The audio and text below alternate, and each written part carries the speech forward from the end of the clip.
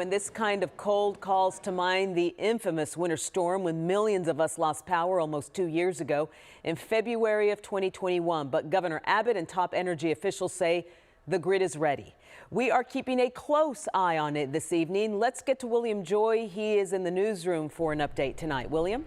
Yeah, Cynthia, anytime that we have cold weather like this, we certainly have those flashbacks, but right now, everything is looking good. With that said, there are still some customers without power at the moment. Encore showing close to 10,000 outages, but those are not grid related.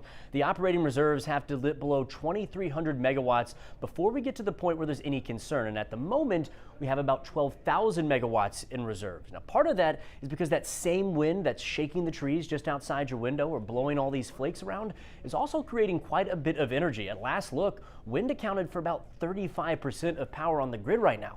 It's also important to keep in mind that Texas is obviously a very large state. So while we may have seen the flurries and the cold weather that Pete was talking about, it's in the upper 50s in Houston right now. It's 70 down in Harlingen. The deadly 2021 freeze was scary for everyone, but this really isn't nearly the test that was for the grid. There's not the freezing rain or the ice that caused a lot of the generators and fuel lines to freeze up and then fail. The biggest demand that we're expected to see is at 7 o'clock tonight, about 2 hours away.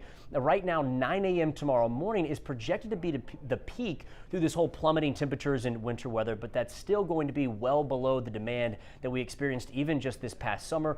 We'll keep you updated with any news, though. Live in the newsroom, I'm William Joy.